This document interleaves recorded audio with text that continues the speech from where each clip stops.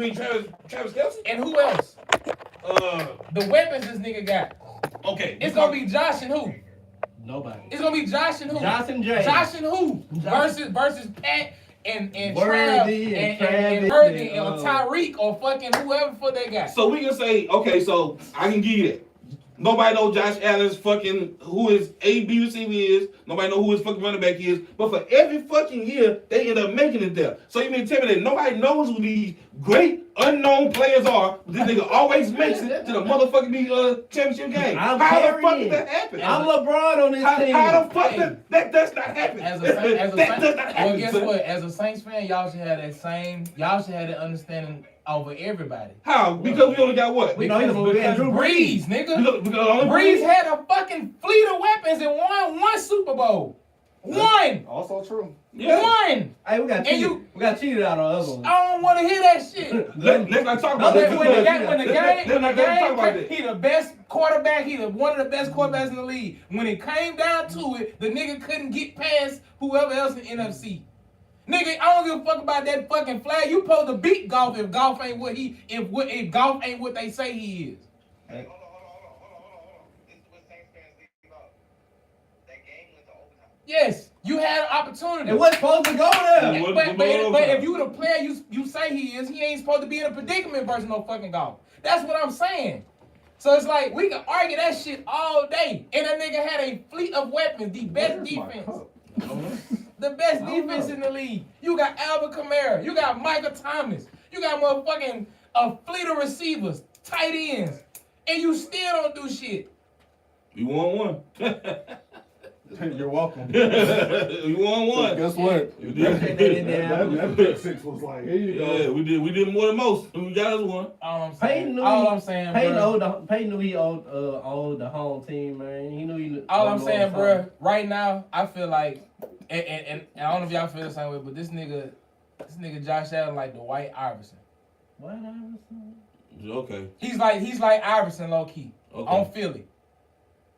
Okay, so what are you saying? So he don't really have a supporting cast. So who is this Eric Snow? Who is it? Like I want to know who is the only help he got. He don't really have. He got 1 and 2, but you ain't got the whole bench players coming out. You got the. That's every year. You can't say that shit every year. So is that Josh's fault or the people? You can't say that every year. I can only say that for like a year or two. Okay. If that's just like when Tom Brady won when he was with the Patriots. He had Deion Branch, Corey Dillon. Most of these niggas came from other teams. They knew they did not make it there. So you mean say no? So listen. So they went to the Super Bowl twice, 3 times. How you go to the Super Bowl 2 to 3 times, you make that and you're the underdog. They don't know you, they don't know your players, they don't know nothing about you, and you still win. If you tell me it's the same thing with fucking Josh Allen, he's done this shit constantly for the last 4 to 5 years. He's made it to the championship game and lost. He's made it to the playoffs, get there, can't make it, lost. All these years, you mean you can't tell me his one receiver, his running back, his D-line, O-line, you can't mean none of that shit about him. That's fucking stupid. That don't make no sense. Guess what? That don't make no sense. Guess what Brady had? Belichick. Brady had the best coach in the fucking world. Brady had the top defense. Nigga had Hall of Fame corners and linebackers and edge rushers.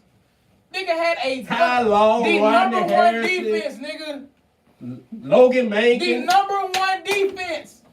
You got 4 Hall of Famers on that motherfucking defense. So you mean to tell me Josh Allen played offense and defense? You said Josh Allen ain't got his horses. Your cup right there. Yeah, Josh Allen got a whole bunch of Hondas and Toyota Camrys on his team. He got no Bugattis. I can understand that. Exactly. He got a bunch of Hondas. He got some Hondas. He got some Acuras. He got a. I cannot hear Marty. He got a Hyundai. He got a Hyundai. You should have waited to have that combo.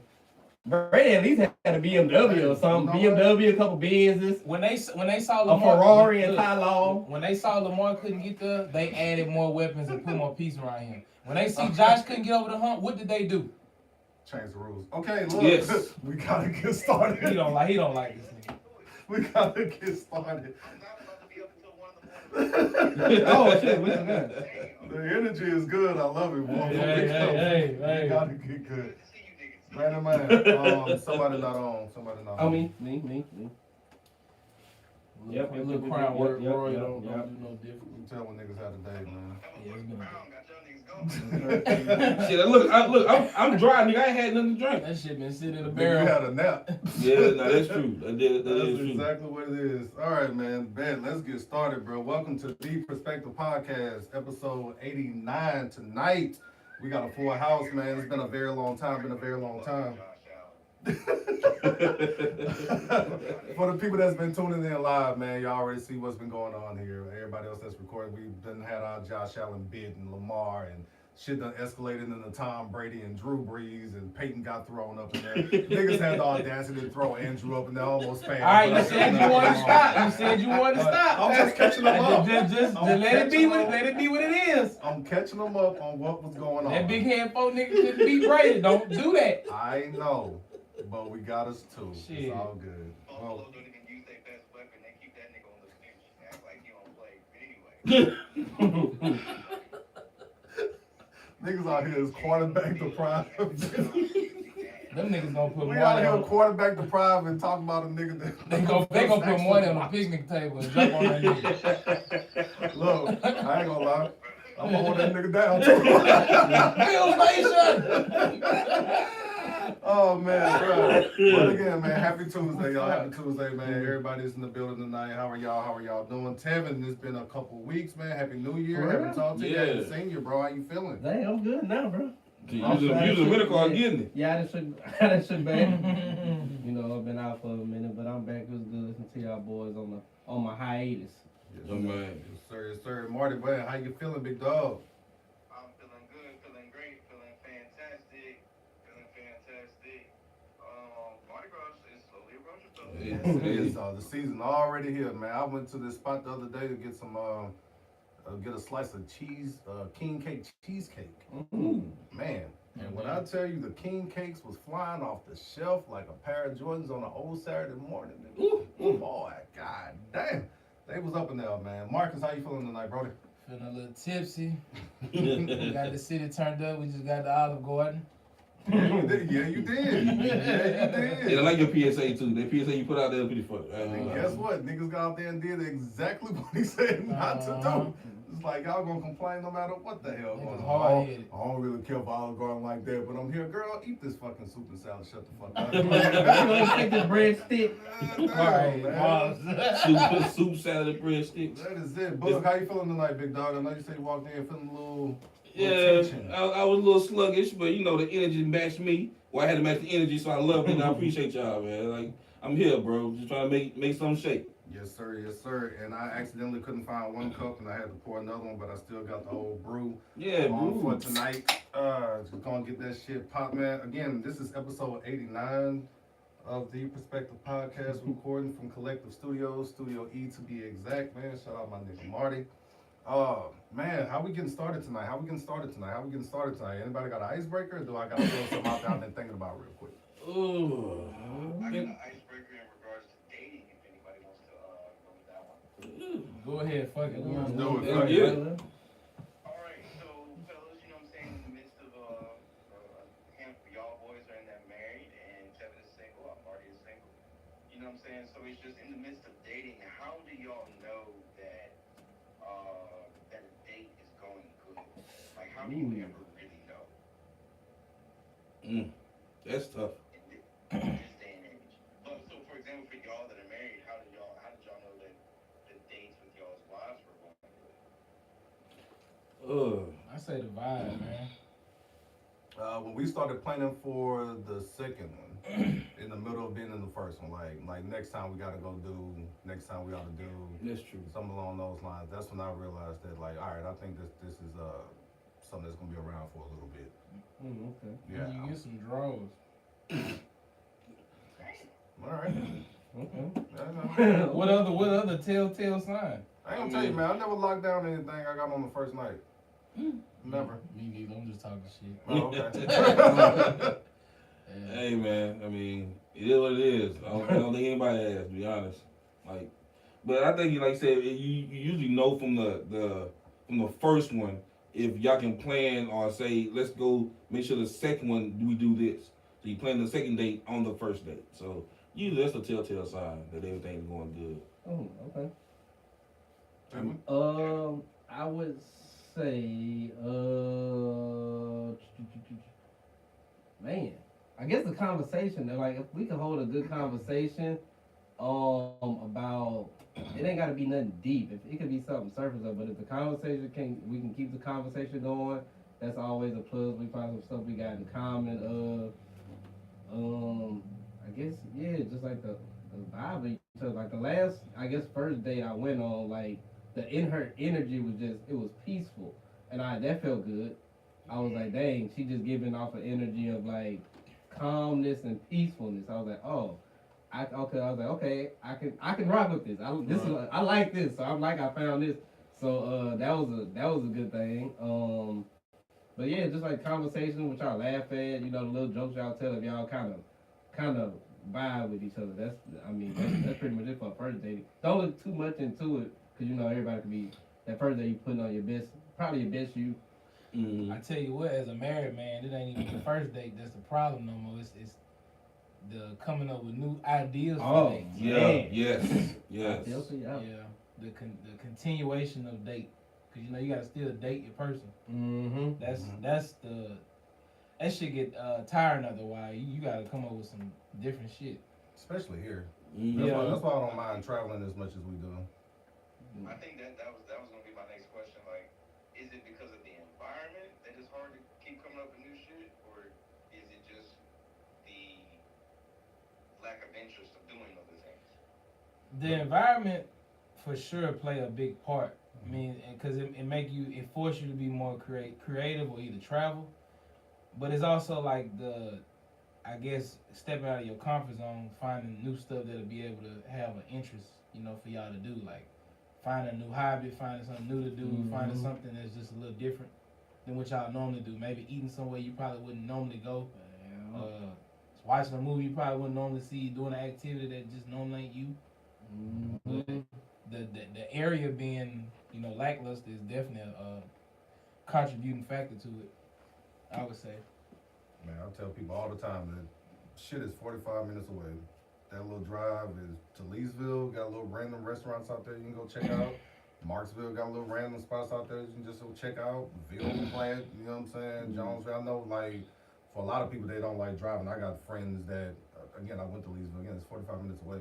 I had a friend that was just like, damn, nigga, you fancy. Nigga, I went to a Jamaican spot in Leesville I wanted to check out. Like, that's not fancy. It took 2 hours out of my day. You know what I'm saying? Went there, ate in 30 minutes, jumped back on the road, stopped by the store, got something to drink, headed back home. Like, hey, you want something? Y'all fuck with that spot? Jamaican spot? It wasn't bad. Yeah. It wasn't bad. It was authentic. You had some curry goat? No, I had the chicken, she had oxtails. Yeah. We done fuck with it a couple times. Yeah, not bad at all. Not mad at it. I'm gonna have to take tips to it. Cause I heard somebody talk about it like one day, and I was like, I didn't even know I had a Jamaican spot in Leesville. So yeah, the funny thing is, it's called the Jamaican spot. That's crazy work. Yeah. It's called the Jamaican spot. So it's catchy though. I like that. Yeah.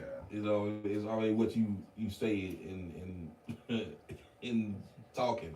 Right. So Marty, you in the dating scene? That's why you asking these questions. What's up? She tripping? I don't know if I'm fully in yet, but we'll see. We'll see how things continue to evolve. Hey, man. To be continued. You're in a good city to, you know what I'm saying, figure some shit out, my nigga. Evolve or devolve. Yeah. Oh, you in Dallas, huh?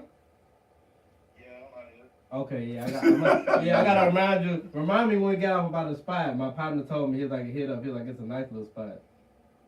Remind me, I'm gonna tell you what it is off I'm air. waiting for y'all to come out here, man. Man, he, Sneaked around a little bit. bruh. I fucking hate Dallas with everything in me, but I'm down. Bruh, my Wait, partner, why you like Dallas? I don't like the way it's set up. I don't like the drive. I hate everything about it. I like that. I fuck with I that. like that more like Houston. I think I went to Dallas once as a grown up. I've only been once as a grown man. But yeah, my other partner, he hit me up. We was talking Sunday. He was talking about he living down. He was like, bro, you gotta come out there, bro. So I was like, man, I'm gonna have to take that trip, Marty. I'm gonna have to make it, bro. I love Dallas, bro. I talk about that all the time. There's a few places out here. You know what I'm saying? Where we could find some shit to do. But yeah, I'm out here. Date scene is a little different. So some other things I can't really say online right now. But yeah. Heard that. Take her to crafts and cocktails. Crafts and cocktails. Mm-hmm. He said take it to Crafts and cocktails. For sure. This is other place that I came across called Come As You Are. Mm. They got some dope shit going on there. Okay. So. I be telling that at the end of the night. I want to go to Austin, bro. Anybody ever been to Austin? Shoot, yeah, Love boy, I like Austin. I Austin. want to go to I Austin, bro. love I've never everything been about Yeah, Austin. my people live out. I like Austin. Shit. Any chance I get a chance to make that 6-hour drive from there? Ooh, that's 6 hours. Damn. Again, I Yeah. travel, yo. I travel. 6 hours. Shit. Hey man, speaking of Come As You Are though, my bad, Tevin. Have y'all niggas seen this fucking Drewski skit? Man. Yes, I love it. I love Funniest it. thing on the internet. I bro. love it. I love it. I love it. Funniest video on the internet right now. This nigga legit has no limits on. Bro, where was he? Because it looked like it wasn't a church, but wherever he was at, he set it up like He it set looked it like a up mega like- church, dog. yeah. He went all out for that this kid, bro. That's how you know the comedy game done changed so much. Cause this nigga doing shit that we grew up on watching that type of comedy, and it's like a shocker to people now. Yeah. This is really just old comedy. Right. Like they gonna talk about whatever, however. So Well, and it's more to the truth of comedy. Even back in like say medieval times, the king was there. The gesture was the voice of the people, and he was the one that was really telling the jokes to make everybody laugh. This is basically the same thing. Like literally, you got comedians do the same thing, doing the same ticket for years. It's just that now that we have newer people that are making themselves known in the comedy community, and Drewski is actually doing an awesome job, bro. I ain't gonna lie. He got some funny skits out there. But this mega church skit was hilarious, boy. It's just funny. Oh my god, that was so funny. Because to me, he not doing nothing different than like what Dave Chappelle was doing on his show. Like it's this state version of that. Like it just you ain't gotta wait till whatever night Dave Chappelle come on. Like Drewski, if I got the budget or got whatever, I'm gonna do it today or do it tomorrow. I'm just reacting to whatever I see right now and just playing it out. So it's like you said, it's the same thing we've been seeing, but bro, it's just how he bring it to life and make it look. Like it's the same thing, bro. It's just he's just at the top of the game right now with the skits, bro. And like I said, it was. If you have not seen the skit, what did he do? He pretty much act like a mega pastor of a mega church. Pastor of a stereotype, the pastors of a mega church. Which, if you look at some of the mega church videos, I be like, hey, it ain't alive, but people upset. Some people upset up and on. But I'm like, bro, if you see some of the stuff I done seen on Instagram, I know some of y'all done seen on Twitter and all that. He ain't lying. You can just YouTube something and you gonna see a church that look like that. Yeah. And for him to come out of the Raptors with these, with the fucking hooks on it, with the Dior's on, with the Louboutin. Hey, bro, that was amazing. At the end, the Rolls or the whatever he had, the Bentley. The Bentley. The fuck off my car. That was a long skit, bro. That was like 3-4 minutes. Yeah, bro. I'm always down. Anytime Drewski drops up, I'm always paying attention to it. Him, what's up boy named T-Rags, Trash. Bro. Fucking Mojo Brooks is another Mojo, one. yeah. Hilarious. Like I love what these little niggas are doing. Ben the Don, I fuck with a lot of his shit. Yeah. Sometimes I'm more annoyed like the way he's at now versus when he first started. Yeah. Like one of my favorite ones that Ben the Don did was when he had those big red boots on. And nigga was like, man, them bitches look stupid. And nigga said, yeah, stupid frisk, bitch. Man. Or the one where he was went to the closet and prayed to be like somebody else. He had a picture on all the grave. It was a hater. He was his biggest hater, but he had a picture of him on the. Oh my god. Yeah, being good too. But Trey got, man, the fact that he could do that with just himself and just talking with the camera and just that's a skill, bro. It really is. It really is. Bro, so underrated, bro. He done found his but niche. shoot, I think they had him like top 3 or 4 on the internet comedians list. I think Complex, whoever came out with I the wouldn't be surprised. internet comedian list, he was like top. I think it was top 5. People really fuck with him. Like I'm somebody who fucking support dark humor. Like I'm always gonna laugh at a 9/11 joke. I'm not gonna lie. Like I'm always gonna laugh at that shit. So for him to do shit like slapping like a little special needs kid and like and stuff like that, I'm always gonna laugh Bro, at that he shit. got it, bro. Again, niggas just don't be having limits on some shit. So, man, all right, bro. What y'all want to get into on this topic list, man? We got some college football, we got the NFL, we got some basketball shit. How y'all feeling tonight, Marty? I want you to pick something off, bro. What you feeling on it? We can go ahead and kick this thing off with the NCAA Championship since Tevin was over there hating. Didn't think Miami was gonna win. Hey, bro. I mean, yeah, props to y'all. Kudos to y'all for making it. We already know what's set up for y'all to get there anyway. I mean, y'all ain't made it in, I don't know how, God knows how long. Game just so happens to be in Miami. Wow. What a shocker. Game's in Miami. Miami's there. The 10th seed. Barely got in. Now the Cinderella underdog against the big bad Indiana Hoosiers. Ooh. Come on, man. They seen Michael Irvin cutting up on the sideline. They said, we got to get this Negro on TV so we can get these views up. Full of that dust. Come on, bro. You can't fool me. All of a sudden, he got the little twist in his head. He looked like he back on, he looked like he enjoys having a good time when the lights off. And yeah, man. Come on, we all know what it was. Carson Beck, oldest guy in college football. Him and Mendoza, this got to be the oldest quarterback matchup in college football history. It might be, actually. They like 49 combined years old. Stick on that. Stay on that. Every time I think he can't hate in the corner. I'm not hating. I'm just pointing out what I see. That's what I saw. I mean, I ain't watch y'all play a game all year. I ain't gonna lie, but it seems like y'all are headed the right direction. They turned some stuff around. But yeah, y'all better be ready on whatever date the championship. It's on ML. King, yeah. Y'all better be ready. Y'all better not let the Indiana Hoosiers win on Martin Luther King. Y'all better not let the Indiana Hoosiers win on Martin Luther King in Florida. So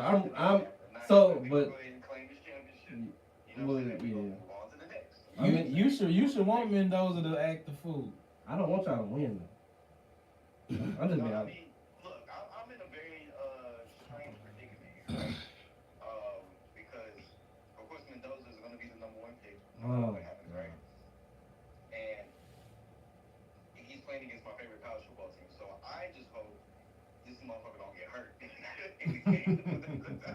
That's all I hope for. So he's gonna be. So they got him projected probably number 1. They got him projected 1, yeah. Wow. We're picking him first.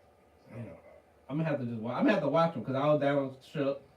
For the sake, I was down on him, but I ain't watch him, so I couldn't be fair. But I'm gonna watch the championship game for real and see like how he looked, under this type of pressure. Yeah, right. So yeah, that's pretty much what's going on over in the NCAA, and also we all know that the transfer portal is open. Wait, we gotta pick a The winner. portal is open, and we highlighted a bunch of local talent last week. Well, Yes, we did. several athletes that are going pro. We also want to highlight JT Lindsay. Also, he is Yeah. over to Ole Miss. So shout out to JT Lindsay. I believe it's Coach Frank Wilson. Am I right? Yeah, he over there now. Yep. Shout out to Frank Wilson because I'm sure that's his doing of taking JT with him. That's exactly what I said. Yep. So shout out to Coach Frank. Shout out to JT Lindsay getting a second opportunity to showcase his talent on the main stage. Fellas, what are y'all thoughts about him transferring to Ole Miss? I mean, Hayden went to the ops, but I'm just glad he got another opportunity. Like that's all. Please make the most of it. Be the best that you can be. Like you got the support of the city behind you. Yeah. You know what I'm saying? So go continue to make us proud, man. We ain't give up hope on you. Fucking ops. I'm glad he got that chance. Even though it is with Ole Miss, I'm glad he got that second chance. He's gonna be at another big, high-profile D1 school. I believe the other kid, Lacey, he's their other running backs, and I think he said he's coming back. Yeah, so coming back. Won't be no real ain't gonna be too much pressure on him to come in and try to take the starting job and be this bell cow. So he probably get some time to learn in the system, develop. And we can see what he gonna do. He got 4 more years. Yeah. You know what I'm saying? So we gonna see what he can do. So I'm just proud of him. Keep your nose clean, circle tight, and circle do your small, thing, bro. Circle really small. All out. I'm excited for him, man. I'm excited to see what he do. I'm really excited to see what he's capable of doing, even though it is for Ole Miss. Which I'm not even mad about that, to be honest. I'm not that mad about that. But it is what it is. Happy for him. Yeah. Happy for him. Happy for him. Wish it would have been a different school, but regardless, it's a D1 school. Thanks. It is what it is. Power 5, you want. Yeah. I mean, because you had kind of like a different perspective on it per se, but I don't know if that's something you really want to get into on the mic or not. Me? Yeah. I mean, it's just, my biggest thing was it's Mississippi. Yeah. Yeah. Like that's just my thing. Mm-hmm. I don't see, with everything going on with Ole Miss's program, I just don't think that could have been the best place for him. But obviously with the Frank Wilson, with Coach Frank Wilson going there, it makes so much more sense now.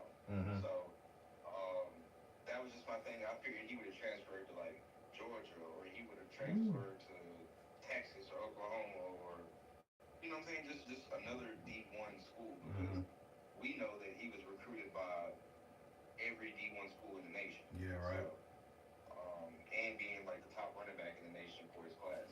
Well, if not the top running back, one of the top running backs in his class. So, That's a fact. I think it's a good opportunity, though.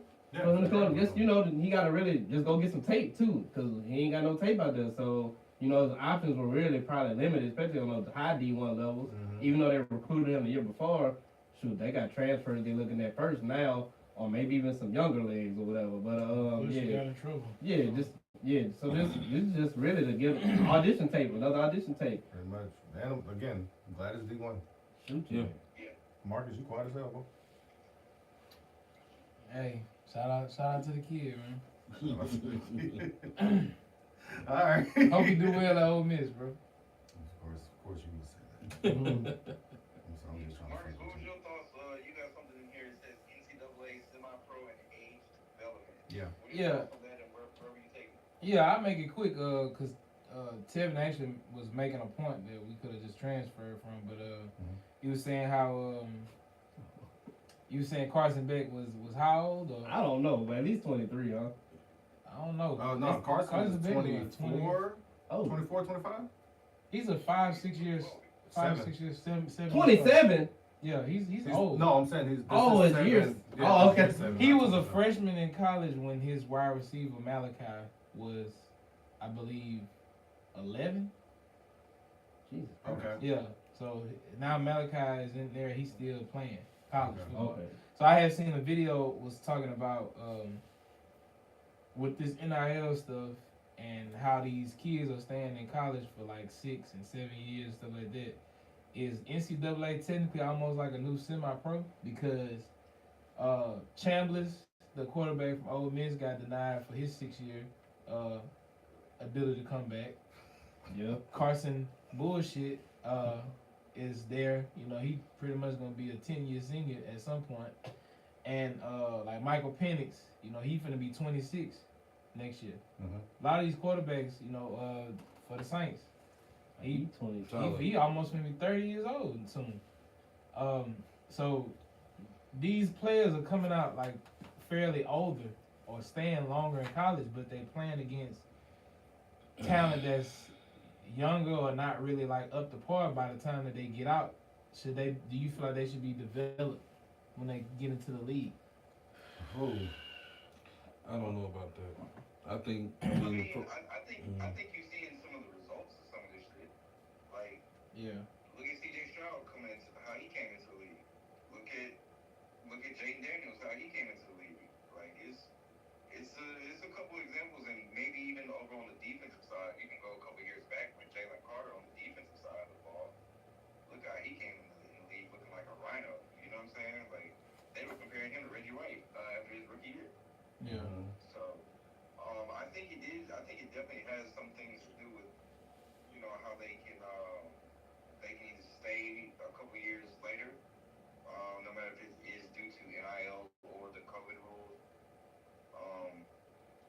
I think it's just beneficial. I mean, truth be told, I've never understood the whole pro scouts saying, "Oh, he's this age, he's maxed out his talent." No, like maybe the coaches aren't that good. I guess because how good can you truly prove that you are or be when you're 26, 27 going against an 18-year-old? And you've been in college for 6 years and you, at this point, you should have learned, excelled, and been ready to transfer your talent. Yeah. You come to the league and then it's like a lot of quarterbacks not even know how to read defense. Y'all do progressions, not reading the actual defense. Or you know, you come in and these coaches expecting you to hit the ground running, but it's like you weren't developing versus NFL talent per se in a lot of cases. Yeah, I think yeah. When I read that question, I think it jogged my mind when I was at the house. I was like, it's because I was kind of thinking about how they doing it damn, I'm talking like in basketball now, like how they how they're the development of the players, how the coaches usually, well, we can go back to football, how the coaches usually, most coaches don't, I say most, don't develop their players to be like ready for the next level. Some of them just want them good enough to be able to do what I need you to do to get done for me here right now for the most part. So it ain't really about, sometimes it's really not about developing. You got some coaches that's worried about maybe they'll see certain players on the team like, okay, that might be more position coaches though. We're gonna work on this so at the next level you might be better at doing this. But for the most part, them coaches like, look, I need you to do this, be able to throw here at this time to do this. So when we get on the field, we can win this game. Yeah. And like hopefully you play good enough and your stats be good enough that they'll draft you high no matter what your quote unquote development is. We'll let them figure that out. I care about this. Yeah. So I think that's where the line gets kind of blurred even more now, especially with all that's on the line. It's like you can't even get, coaches don't get the time they used to get. Like used to get some time to develop and time to build your program. Now it'd be like 2-3 years. Oh, you ain't win 9 games yet? All right, we gotta start looking. I'm like, dog, y'all went 8-4, bro. Like that's good. Chill. But I think they kind of more focused now, especially with all the money and stuff. I just need them the best that they can be right here. So whatever we need to do that. Forget the development. Cause I think there's a fine line between developing players, especially in college, and again, like using them up at the moment. Yeah. Because one of the biggest critiques that the great Nick Saban had was running his players into the ground. Now you're gonna get into the NFL. If you do everything I need you to do, somebody's gonna come and scout you and pick you up, et cetera, et cetera. But like Derrick Henry is one of the few of Nick Saban's running backs that is still that is lasting and still good with all the fucking carries and shit. I mean, shit, he had fucking high numbers in high school. Yeah. You know what I'm saying? So we're gonna have high numbers in high school, high numbers in college, and for him now, this past season, he was able to catch up with his career numbers in high school as far as like yards go. I think it's fucking crazy, but I think that's the biggest thing right now in the league or in college is that there's a fine line between developing players and having them doing exactly what you need them to do at the moment, because there are some players that, like you said, that are of age. Chris Winkie is the oldest Heisman Trophy winner ever, and I think he was 28 when he got his. Like Brandon Wheaton when the you know what I'm saying? Was good quarterback in college. Didn't Carson Beck win with Georgia? I think he did. He got to a championship. If he ain't win, he got there. Yeah. So I think he won one. So what is he? He did win? Okay. Yeah, he was behind Jensen Bennett. Yeah, so that's the thing. I don't know if he won it or if he was just on the roster. Yeah, but like he was on the roster. Okay. It takes 7 years to prove that you worthy of going to the next level.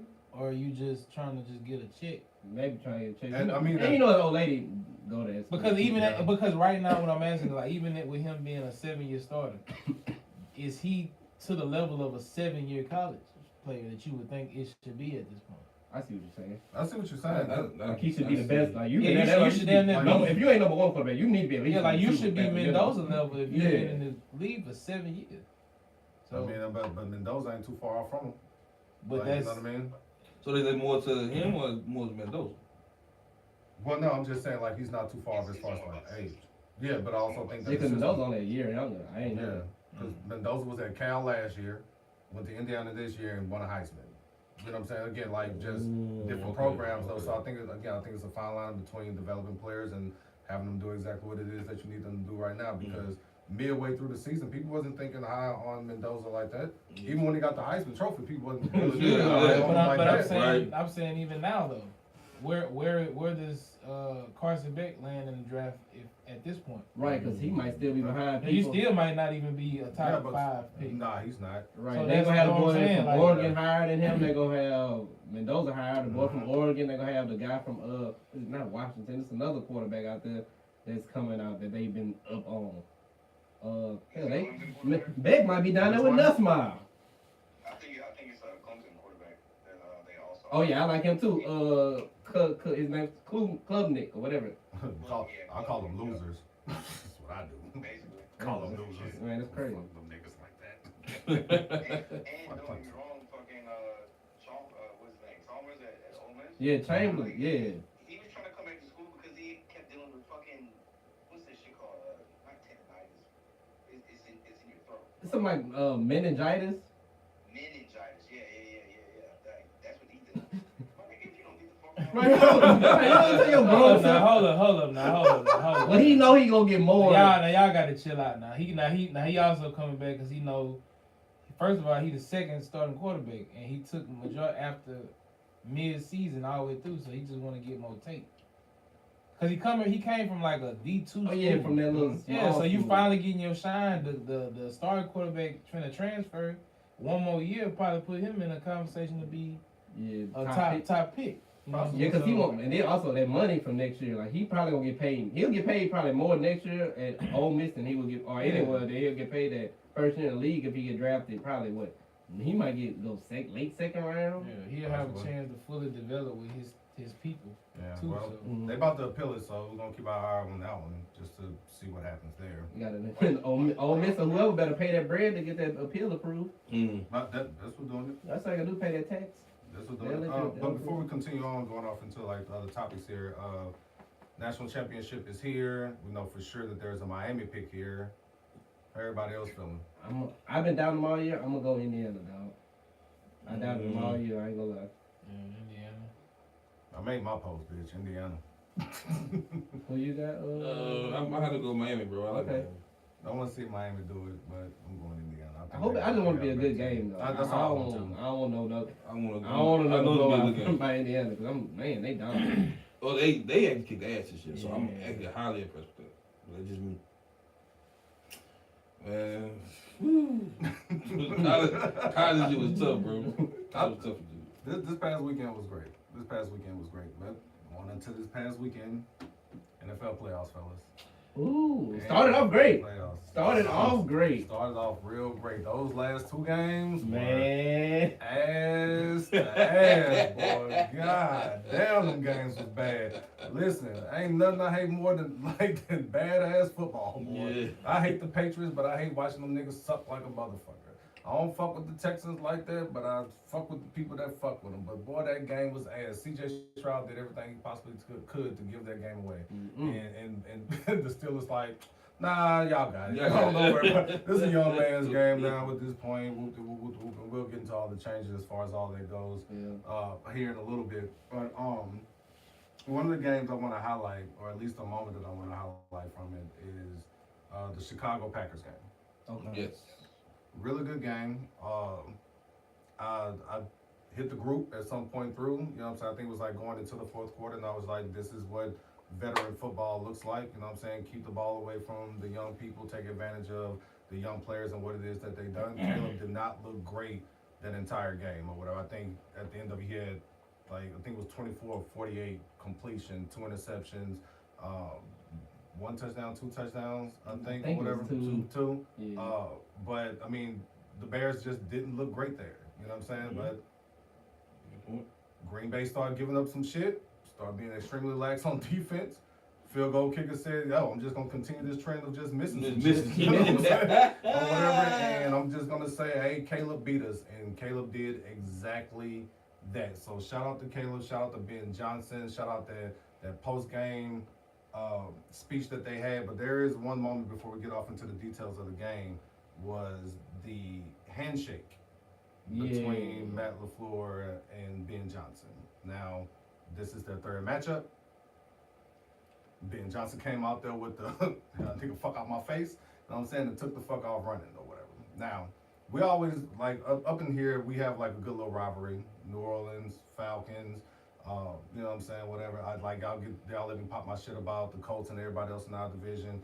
Marty always getting his head off of everybody in his division or whatever. And one thing that I absolutely love about the NFL is the fact that we do have these rivalries and when the coaches get involved in it. So for these people with say for it being Johnson, he did the same thing that Lovie Smith did when he came in and took the job. Like, no, we got to beat Green Bay.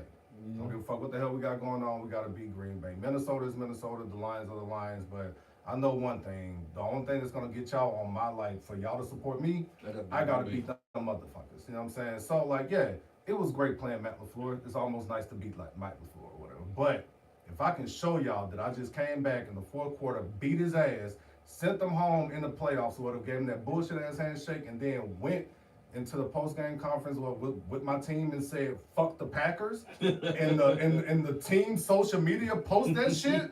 Oh yeah, I think I got y'all right now. You know what I'm saying? I think that that's a very incredible thing. So is that something that y'all would like to see more from y'all coaches when some shit like that happen? Hell yes. We already had something like that happen. It's just kind of overlooked now. The year Arthur Smith, before Arthur Smith got fired, the last game we played against y'all. Yeah. And I remember. Jameis was supposed to need a ball and he ran it in, and Arthur and Dennis got into it. But Dennis was apologizing. But he cussed his ass. Like, that's a real coaching action because of a rivalry situation. But the locker room wanted that, and not you. And the city wasn't feeling that shit either. But I think he, Ben already made his, he made his case known when he first got there. That he want to beat Matt LaFleur twice a year. I don't really think they fuck with each other. I don't know if it's personal for real or just the rivalry. The rivalry. Man, he did the right thing by just like, oh no, this ain't personal. Like, this is just the game. Sean Payton done talked plenty of shit about us. About that's not a rivalry. We win all the time. Which is, if you look at the record, that's bullshit.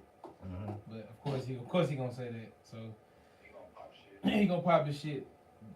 Booty hole my ass. Super Bowl winning. Oh. Super Bowl winning. Gotta add that to it. Not the whole brother. Okay. Well, I'm just saying you gotta add that too. He could be all that, but don't forget that part. Charity Bowl. Hey man, everybody gotta get one. Except they will give y'all one year. Except for them. They will give y'all one year. They gave them one, gave us one. Shit. Leave it on the field, fellas. Leave it on the field. all I'm gonna say is when we do eventually get our one, Yeah, go ahead. Keep going, Marty. This is good for I think this is good for the game altogether. I love rivalries. You see how certain rivalries and shit happen in college ball, and in particular in the NBA, like you see these personal matchups, like Kate Cunningham versus is it Jalen Green? Yeah. Don't fuck with each other. Them boys don't fuck with each other at all. So whenever they see each other, I'm trying to get the most. I'm trying to exploit you, like type shit. So I love rivalries in sports. We should see more of it at every single level. And hopefully we can get a chance to keep this going. Yeah, especially like I said, as long as it ain't personal. I mean, shouldn't be personal. Y'all don't know each other. As long as y'all keep it on the field. But be really about it on the field, and then let y'all talk, man. It ain't that serious. No, I prefer it to be a little bit personal. I prefer take it personal, but don't be. No. It don't need to be personal. No. I prefer it to be personal. So if we cool and we fall off, and then I gotta play you, I prefer that to be because that intensity either hones your focus or just blows you out. So I prefer you be a little bit personal. So, like I say, with sports teams in general, I prefer that to be some kind of rivalry of one player that was on this team. He actually goes to the ops, and then he's playing good for the ops. Oh, he wasn't doing nothing for the ops. So Dan Campbell definitely sunned Ben Johnson both games that they played. Whether they won or lost, I can't really remember. I know for sure that the Lions beat them niggas one time. He was just like, "Boy, fuck you, get the fuck up out of here." You know what I'm saying? Like, so I'm with you with that. Like, I don't mind when changes like that happen and shit does become personal. You know what I'm saying? Because yeah, we know each other. I'm gonna agree with y'all. We know each other. Yeah, it can. I mean, we can be a little bit more. Yeah, a little friendly fire. Yeah, it can be a little more if we know each other. But if I don't know you, I ain't gonna be with you if I don't know you. But if we got some history, we work together, you was my understudy, oh yeah. Yeah. I'm gonna show you what it really look like to be a head coach. Forget them new niggas or whatever. You know what I mean? I'm with that. Oh, so before we go off into this, I'm gonna go back to college real quick because Marty, this was something that I also saw as well. The Nick Saban conversation or the interview with Mario Cristobal. Or Mark Cristobal. What's the nigga name? First name? Cristobal. Whatever. Coach Cristobal, right? Mario. I said it right the first time. Did you see that? Yeah, whenever they were just talking shit about each other, like what you would have done in this situation, Yeah. How did you feel about that? Because like it almost felt as if like Mario was just like, nigga, I ain't trying to hear that shit. You know what I'm saying? Shut the fuck up and go deal with your makeup and everything else. Yeah, like first of all, I fuck with Coach Cristobal because he's all football, no bullshit, no and nothing else. Like he's not for the jokes, he's not for the funny hee ha ha's. He hates the media. Yeah, boy, does he? Like and all that shit. And most importantly, like one thing that I do see in Coach Cristobal is like he has a lot of that Nick Saban in him, where it's like all seriousness all the time. And obviously, if y'all heard anything about Nick Saban and how he talks about Cristobal, that was Saban's secret weapon in recruiting. Mm-hmm. Because if you notice, like offensive line is larger, and that's just the position he played at Miami. So he recruits that spot heavy. But yeah, Coach Cristobal and Saban, they had the back and forth. I think it was some good shit. I think truth be told, Cristobal was tired of doing interviews. Kind of looked like it. Yeah, he just burnt out. He's like I say, he's all football and none of the other shit. So I fuck with them from coaching shit. I wish more coaches were like that. Okay. As long as you're producing those kind of results. Man, it looked like that boy's well on his way too, man. Yeah. Look like he's well on his way. All right, Mun. Yeah. All right, man. Y'all let me hold the mic for long enough, man. How we looking on these picks and shit from last week? I know Marcus was ready to pop his shit a second ago. Yeah, You know yeah. I mean, honestly, I didn't think we did that bad, to be honest, right? Mhm. I mean, we kind of all picked. We didn't have too many outliers. I'm not gonna lie about that. Like say Rams and Panthers.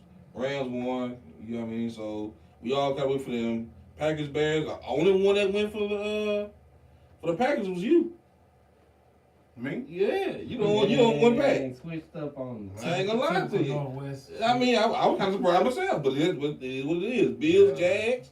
I think it was me and you. We both went Bills. I went. You I went went Jags. Jags. Which is Jags. very possible to happen. Hey, man. Almost. Very should have really happened, but Hey, I thought it was gonna be a great game. It ended up being one of those games that was just really interesting. I mean, it was. That was good. 49ers Eagles. we all should have blew that shit out the water. I think what was it? Nah. Tevin I think and Eagles. Marty went Eagles. Me, you, and Yeah. we went with 49ers. Sometimes niggas just know better. Hey, I'm truly Chargers Pats. Hey. We all went Pats, even though that game was horrible. And Texans Steelers, we all went Texas. So, I mean, we all had pretty good look for the games. I mean, So who only had one loss? uh, Okay, I had two. I had Eagles. And them Jags. which I'm surprised I even picked the Eagles. Like, seriously. Man, they usually playoffs they turn up, but that was the 49ers. They've been good, but I mean, come on. As long as they got Kyle Shanahan, they got a chance. That's what it looked like, bro. To me, as long as they got 23. Yeah, And they that- got a and that fucking depth. chance. The depth they got. And Freddie finna come back. If I say Fred Warren about to come back too. Oh, So no. it's gonna be looking pretty good. I That's a mean, huge one. so these next couple of games are gonna be pretty interesting, right? So if I want to just grab this phone right quick. What you got, Marty? No, I was just saying that's crazy. Fred Warner's ankle was sideways. That's what I'm saying. That's all that shit. Go ahead. He's another one. He's one of the makers. He is. He's sitting out there waiting on Doomsday. All 4 trailers dropped, by the way, just so y'all know. Little teasers, just put it out there. That's Keep a up, movie. y'all. Oh, Keep up, that's a y'all. movie or TV series. It's gonna be a movie. Okay. Gonna be a movie. Hey, don't do that. I don't like the way you turned your head, gang. No, I just don't know about it. I don't know what it is. Hey, just I don't know. make It's called Doomsday, right? sure. Yeah. Yeah, I just don't know nothing about it. Dr. Doom. Yeah. Go ahead, I've never watched it. Oh, that ain't your shit? I mean, it could be. I just never watched it, so I don't know if it is. Let me talk to you off camera. Well, I told you I just watched. I knew he was coming with I told you I just watched His and Hers the other day, and I didn't know I was gonna like that. I just saw everybody That talking ain't about got nothing to do with comic But I'm books. just saying, they was talking about it on the internet, and I was like, man, let me check it out. And then I watched it, and I was like, oh, I gotta finish this. We forget, man. My nigga be in the rental. Yeah, he be moving, he be shaking, bro. Dr. Doom. Where he come from? It's a lot going on. It's a lot going on with Don't that. worry So, about it. so the games for next week, division round, right? We got the Bills, Broncos, 49ers, Ooh. Seahawks, Texas, Patriots, and Rams and Bears. Okay. So I'm gonna get you guys. I want to ask y'all a question while we doing this too. Let's do it. So my question is this: we all had our teams, right? We all had our teams where we were going for, where we expired or inspired for them to go. Right. If we would have called this at the beginning of the year, and we just looked at the entire picture, not knowing what was going to happen with drafts, not knowing what was going to happen with injuries, I had somebody tell me something on a day ago, like, look, man, I called the Bills the whole time. I said, hell no, you didn't.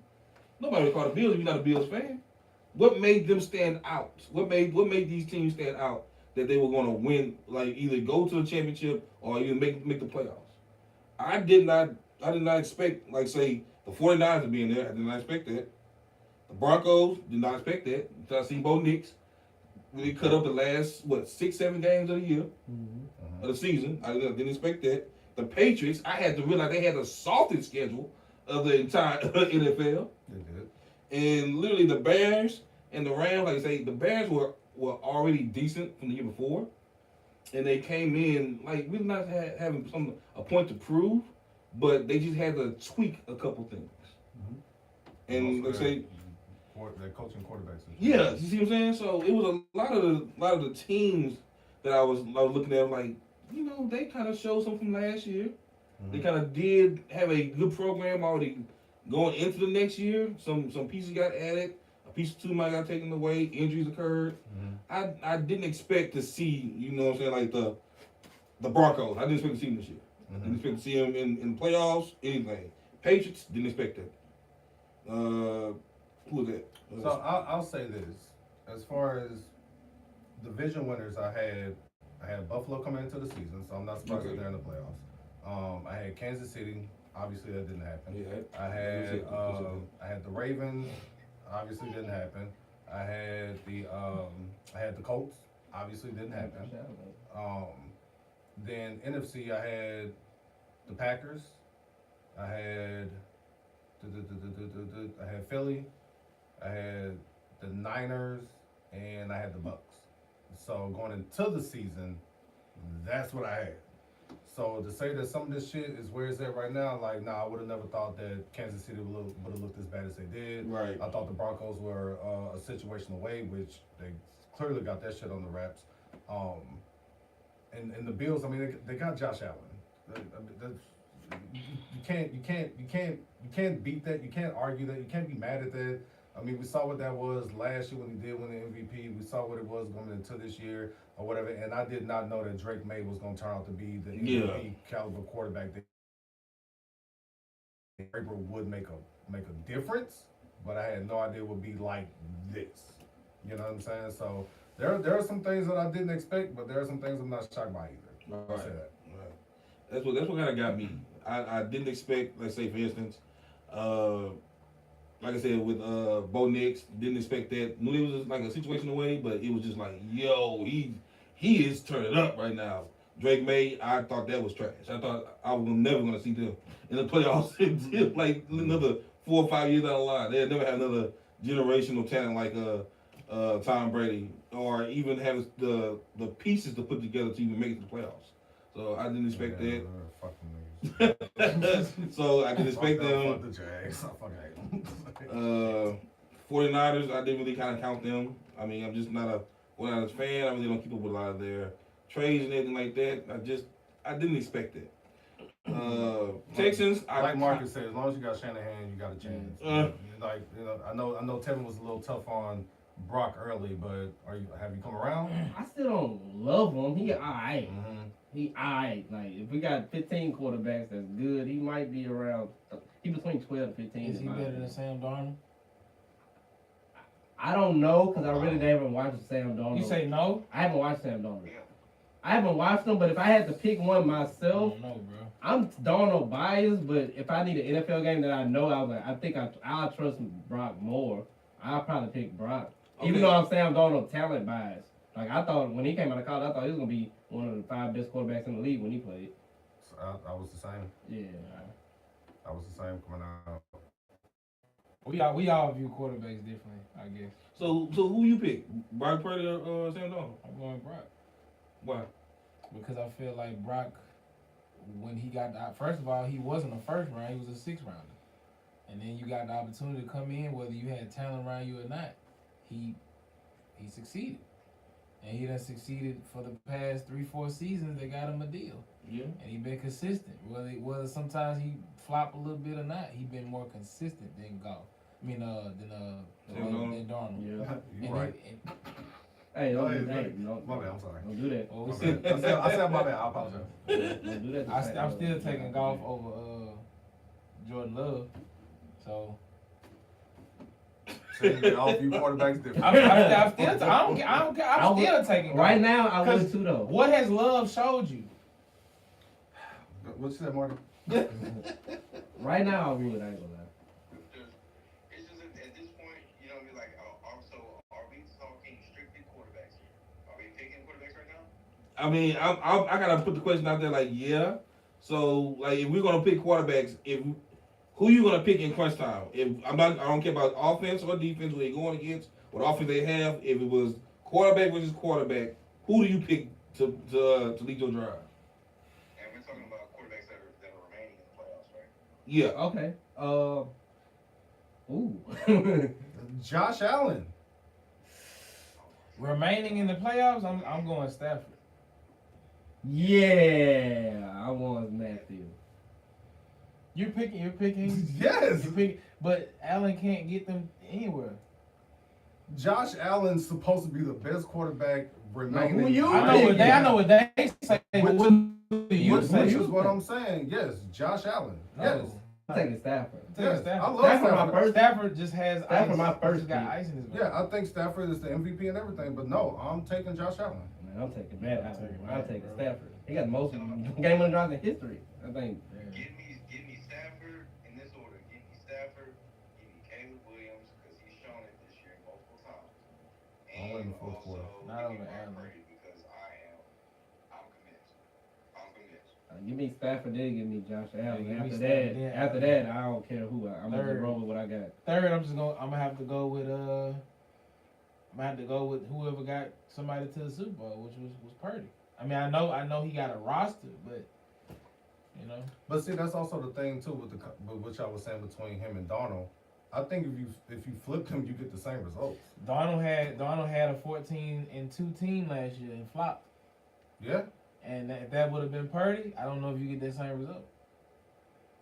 And right now, Gotta agree. he with the Seahawks. I really don't feel like it's Darnold that's got the Seahawks where they at. I think it's a coach change. I think it's a good defense. The defense is amazing. Defense is Yeah, amazing. yeah. Defense probably the second best defense in the league, if not number one. Yeah, It might I'll be say, and better than arguably, you Houston. got top 1A or 2 with the wide receiver. Yeah. Somebody got to get Think that about ball. it. Purdy done lost hella talent. He lost hella talent. He did. Man, he out there throwing a DeMarcus Robinson, dog. That's why I'm gonna give him. Yeah, You know what? Kevin I'm Bourne. gonna give him credit because DeMarcus Robinson was a throwaway from Kansas City. Like True. he can do nothing. Kevin like Bourne. Very true. Fucking He got a dude that got shot in the chest and came right back and was like, "Man, I think I got to I play." think I can figure this out. Yeah, he been working. Purdy good. He been working with nothing. He's pretty good. He ain't been working with much besides. I mean, C-Mac of course, but yeah, outside the numbers, yeah. All right, Yeah, bro. no. So look, that's all I kind of want to give us a little time to kind of get that off. So, all right, first game, Bills Broncos. Who we got? Oh man. I got Josh Allen, bro. I got the Bills. I got. Give you who? Pony. I can't believe he doing that shit. I can. That mean his hate for Allen for Josh Josh is is strong. much more than his than it is division. for the yeah. God damn, bro. Yeah. Or I don't fuck with you. yeah. I'm going with the Broncos. I feel like that defense is going to definitely shut down those bullshit weapons that they have over there. He doesn't have any weapons. Guess what? Best quarterback out there Matthew Stafford. in the AFC Oh, okay. is gonna get it done. Josh Allen. He better. Oh man, Tevin, You on better. you, baby. I'm going Broncos. Can't wait till you offer this kick, TJ. I cannot wait. Yeah, I'm ready for it. I don't know why. I don't know why. They've only been telling us this for years. Just He's hate just this up nigga. there. Just hate him fully, man. He's just the best. Like, come on. Like, He's yeah. a great quarterback. So bro. you better. So if you do, like I said last week, if you do lose, it better be because your defense didn't show up. But you better be the outplayed Bo Nix the way that everybody says that you should outplay Bo Nix. Because if this was Patrick Mahomes, guess what they would say?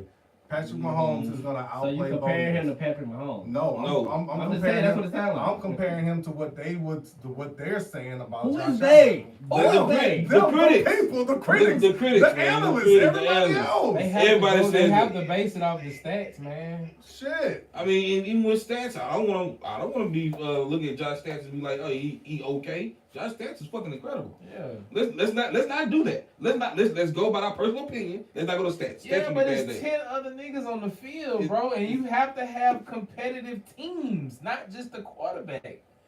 You know that. We Yeah, steady Andrew talking Luck. about just Hey, Josh. I don't want to Hey, Andrew Luck wanna and do Pierre this, man. Garçon.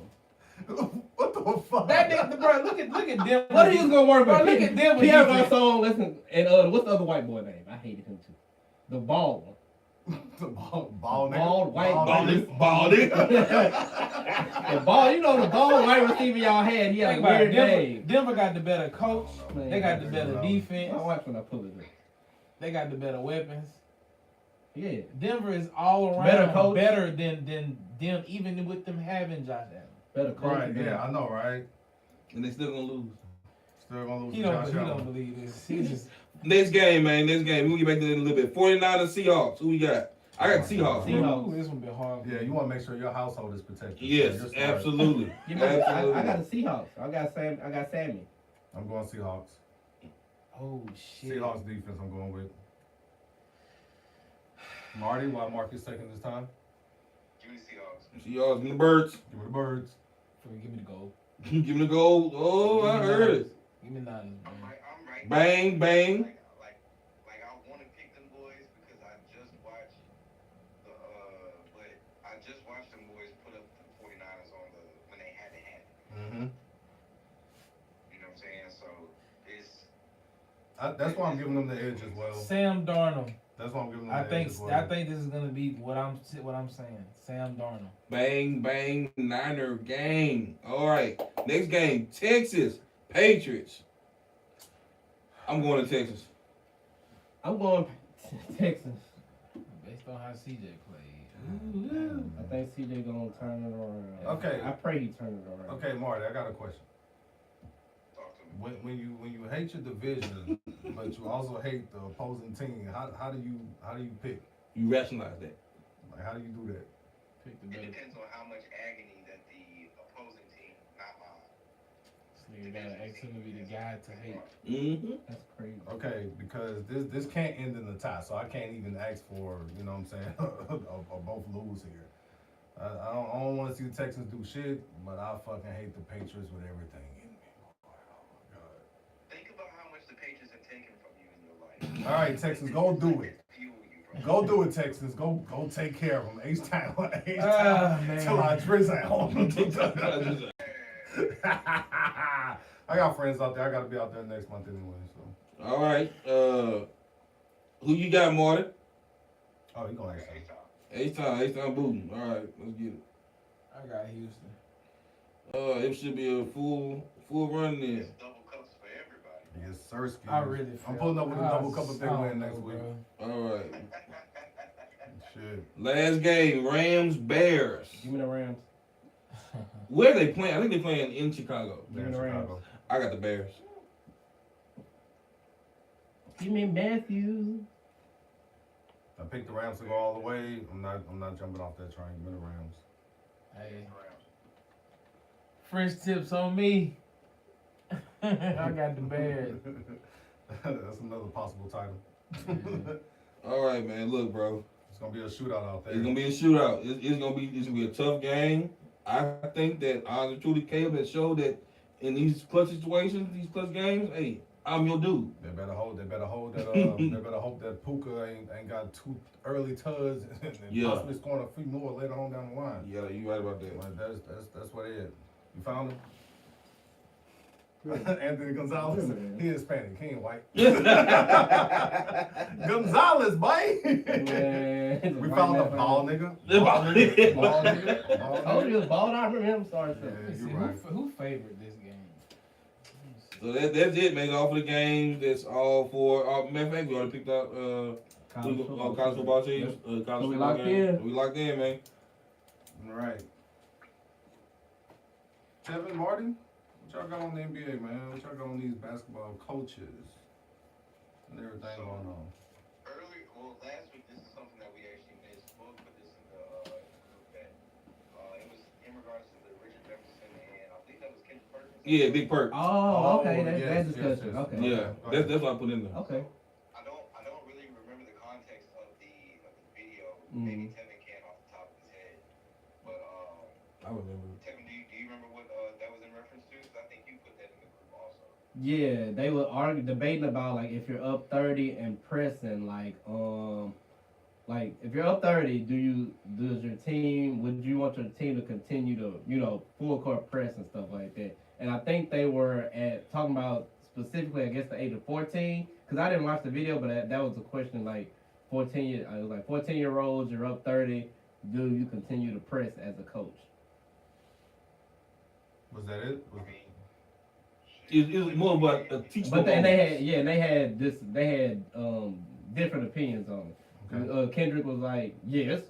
And, Richardson was like, more like, no. So, I ain't get the full cut, but I know I asked my homies, I was like, I told them, I was like, at 14, you're in if you're in I was like, high school, 9th grade through 12th grade, I was like, to me, that depends. If it's a rivalry or something, say if it's Ash and Peabody, if Peabody's up 30 and they pressing Ash, it's a 4 quarter, they gonna win regardless. I understand it. I don't care. I get that. Yeah. Now if they were playing a team like, no disrespect Menard, but if Peabody was playing y'all and they was up 30 in the 4 quarter pressing, full court pressing and stuff like that, I'd be like, hey bro, come on, like this ain't it. But I was like, anything under 9th grade, like 8th grade and down, if you up 30, nah, you don't press or nothing like that. But I was like 9th through 12th, it depends. Once you're in college and all that up, anything goes. Mm-hmm. But that's another topic. We can get on that because I got some issues with how they be the end of the game when people get mad. I got a whole rant on about that. But yeah, high school, anything else? Yeah, I got that. Yeah. Okay. Well, if we got time at the end, we can discuss it. All right, Marty. Yeah, I mean, I'm right there with it. Like, it depends on if it's a rivalry or not, and it depends on the level of the competition that you're playing. Obviously, if you're playing better competition or not. But I think if you up 30 or up 25, whatever the case may be, and this is an in-city rivalry, example Peabody Ash, you gotta know what that's gonna do to the crowd and to the city. That just come with You it. gotta know what's gonna come with that. And shit, I think we see some things. We see something and it wasn't even that bad. You know what I'm saying? Yeah. Okay, well, so go ahead. Also, while we're right here, Tevin, can you speak on the environment and what it felt like in the arena? Man, bruh, I was in that thing. I got there. I saw the line on Facebook and it was like 5.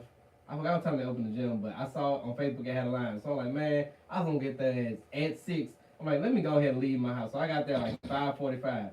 Sat in the gym from till tip off was 7 o'clock, I think.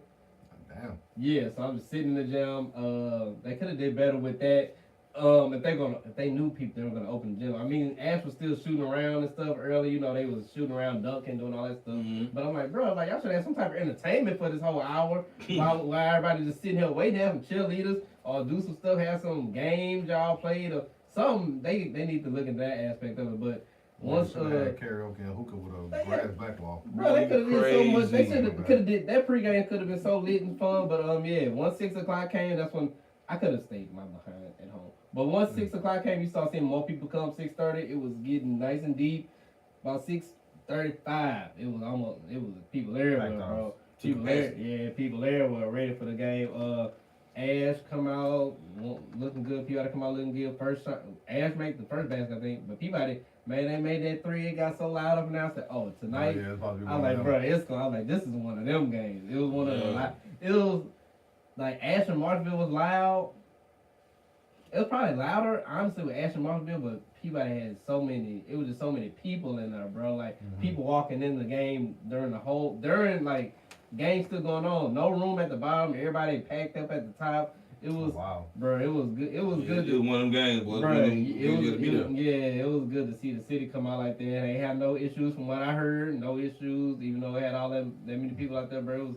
It was a good time for the city, bro. So that was one heck of a game out there, bro. Hell, all the issues was on Facebook afterwards. Oh, shout out to our neighbor here next to Collective Studios, causing quite a stir on social media. Oh yeah, coming in soon. By the way, this week we was a little busy. Yeah, a little busy this week, but we get them over here. Oh, for real? Oh yeah. Oh, yeah. Lord have mercy. Please let's not revisit that. Oh no, that's what we're doing. Okay. Well, we're gonna have. I guess we're gonna have to. All right, cool. Yeah, that was it for that. It was cool. It was a cool. Exclusive. Yeah, it was a fire environment, bro. Good.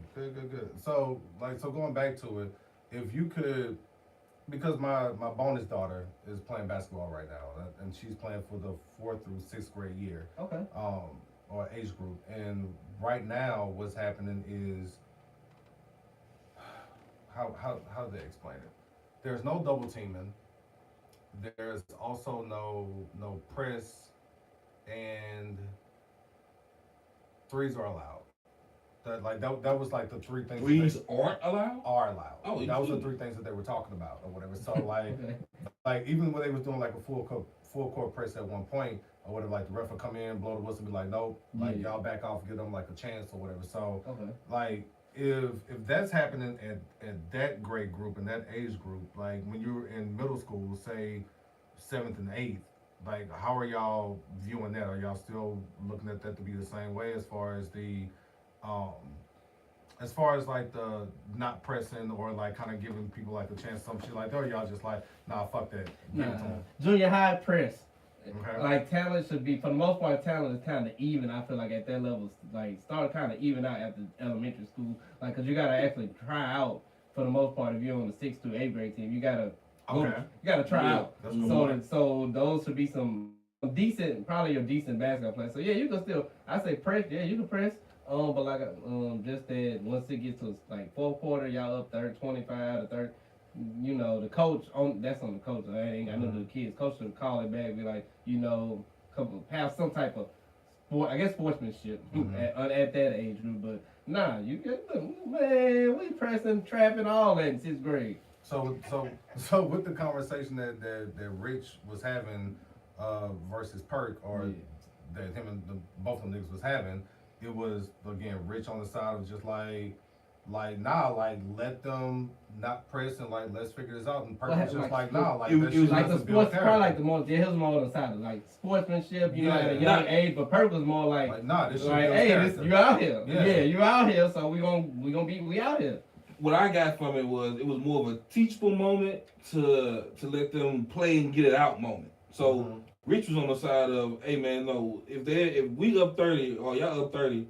I do more of a teachable moment. Okay, look, let them come down, let them try to run something, let them understand, like, look, this is, you're getting blown out right now, but this is more of a, let me show you, or let's show that you can kind of figure out how to come back, run some offense. Because you're getting blown out by 30, but this is what you could have been doing the entire time, or... And Perk was like, Perk was like, no, this is a moment that they have to see and experience to get through to, okay, look, you got a team that's gonna always press or gonna be pressing you like this. This is how you get out of it. But even like I said, when I got it from it, like nah, just let my team press. We gonna press, do it all day, the whole time, no matter what. They gonna have to learn. They got to see what they gonna have to deal with other teams. The other team ain't gonna be as nice. Okay. But even Rich said something that's real smooth. He's like, but what if it's your team getting blew out?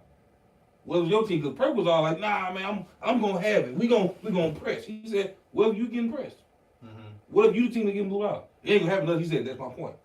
That's my point right there. You're not thinking about if you're gonna be on the other side of it. You're thinking that, I'm gonna always be one up 30. Right. He said, man, look, he said, I played for the same teams. We did the same thing. Like, I had to go through those. I had to go through that. But also, too, it's a teachable moment for kids. For kids to understand, like, look, you can be either or on either side any given day. Either y'all gonna play through it, or we can show y'all how to run offense, run this, and still be able to play basketball. You know? I mean, it is what it is, bro. I mean, I'm more of, okay, we up 30.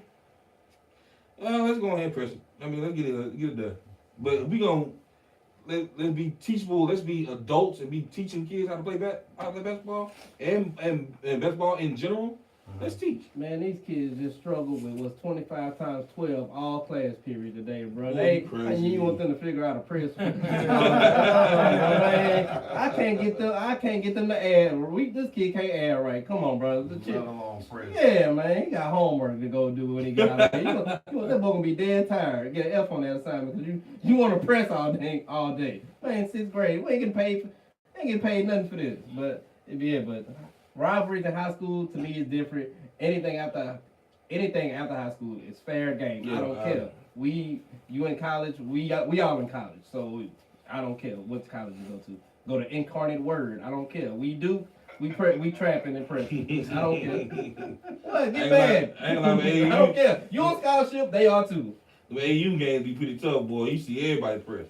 Nobody lay up. Nobody give up. Man, them kids want you to know who the best player in the country, bro. So, yeah, that's all I got on that. I understand that. All right. Well, so shit. Anything else exciting in the NBA happening? I know we got some trade shit going on. Ooh. I've been seeing our boy Glock 12.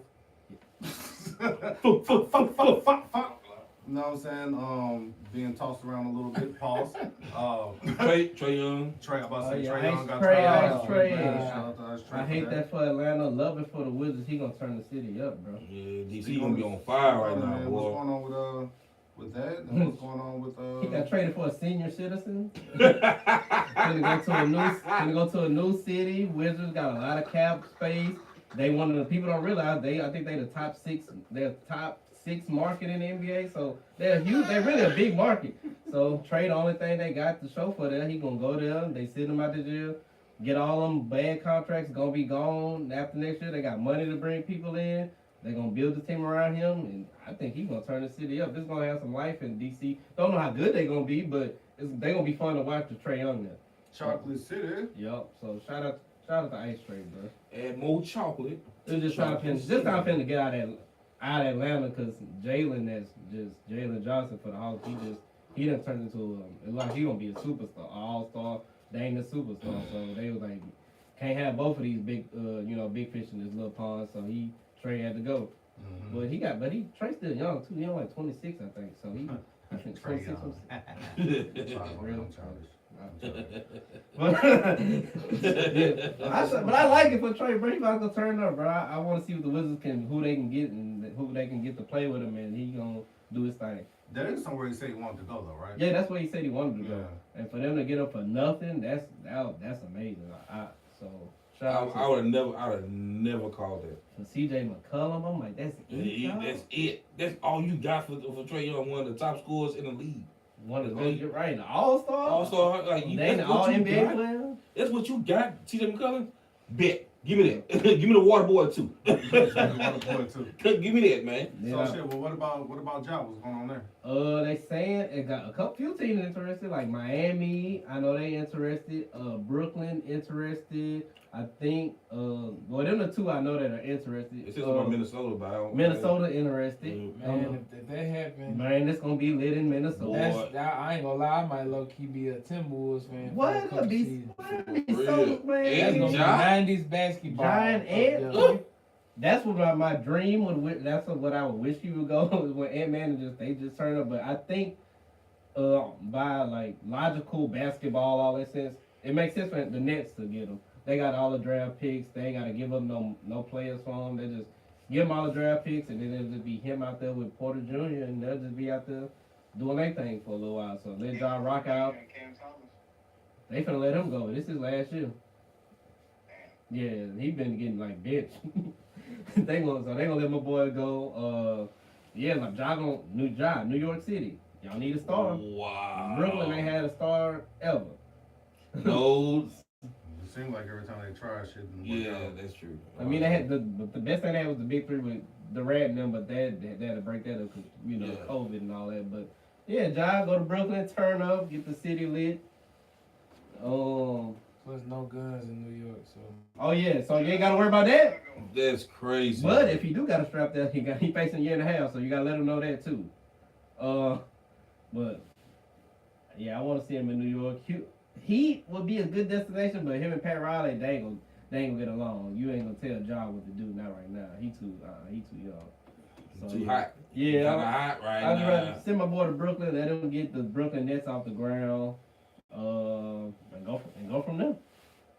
Okay. Marty, what you got on that? I would love to see Ja in a Bulls uniform. Oh my God, nobody don't play for them. I would too. They only had one good dude. They had 1.5 good people play for them. And You can't hate right now, man. Damn, bro. I would just love to see it because that's probably that would be the most turned up environment for him aside from the Minnesota situation, right? Yeah. It's just shit. Ja game really fits Chicago, if you ask me. Like we need a star. Don't get me wrong, Montez Vazulis is really like that. You know what I'm saying? But he's not like a number one. Yeah. You know what I mean? I would love to see Ja come to Chicago, hoop in Chicago, and have that jersey on. I just feel like he would have to change his numbers because 12 in Chicago just don't look right. Yeah. You know what I'm saying? So, and also while we're right here, the Bulls, they are getting ready to retire Derrick Rose's jersey. Yes. About time, bro. I just want to go ahead and highlight that while we're right here. So, I think we all got love for Derrick Rose in the room. So, Best Bulls player of the 2000s. hopefully he can go ahead and Ja can go ahead and get moved because he looked like he not even happy playing ball.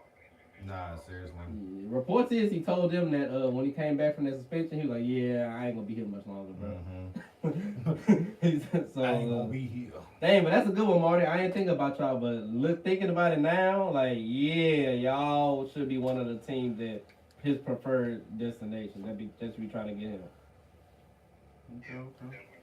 And Derrick Rose's jersey retirement will be January 24th, so that's not this Saturday, it's next Saturday. So. Yeah, let's do it. Let's do Yeah, it's about time, bro. They been needing to tie his jersey.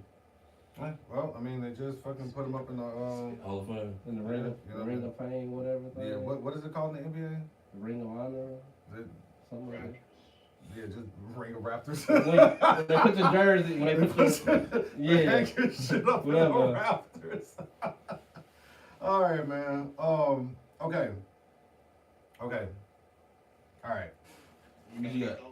Yeah. Okay. So this ain't really something that we typically try to talk about a lot. You know what I'm saying? Or try to hit on. We try to avoid things that we want to avoid. We, talk about relationships. We talk about sports. We talk about music. We talk about being family men. We talk about being black men.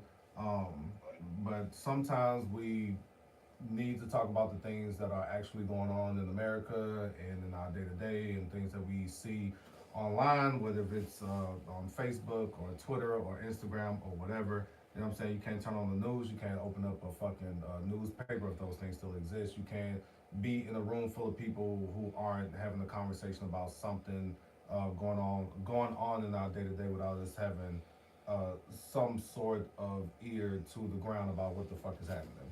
I know within my group chats, we talk about all these things from fatherhood to being married men, but to also talking about everything that goes on in the world. So I want to start this off by speaking on the fact that the World Cup. This is true. We are kidnapping presidents. All right. But. Well, not we, but. Not we, but oh boy. You know what I'm saying? Oh boy now. Well, how about I say 47? 47 now, right? Him and his people out here wilding. And one of the things I want to speak on that I came across is one of the biggest, if not, well, it is the biggest sporting event in the entire world. Like, we know what the Super Bowl is here and what it is to the rest of the world, but the FIFA World Cup is something different. Yeah, it's global. It's something different. It's something that everybody pays attention to. whether you want to watch it or not, but you know something about what the hell is going on. And this year, the World Cup is going to be making its stops in the U.S., with the championship actually falling off or stopping off into MetLife, New Jersey. All right. They're going to hit Boston this year, New York, Philadelphia, Atlanta, Miami, Houston. Yes. Dallas, Kansas City, LA, San Francisco, Seattle as well. So are we going to a game or no? Look, I had money at some point. I got married. That shit went out the window. Yeah. You know what I'm saying? But something that I did come across is that people are, because of what is going on with ICE and their protesting against 47, people are canceling their tickets to the World Cup.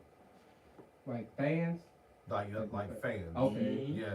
People are stopping their travels. They're canceling like their plane tickets, their flights, and everything to get here to watch the championship, no matter what's going on, or to watch some of these games play in these groups or whatever. And this shit is spreading like wildfire. Just over last night, 17,000 people have canceled their tickets. That's absolute money. It's bananas. It's money. bananas.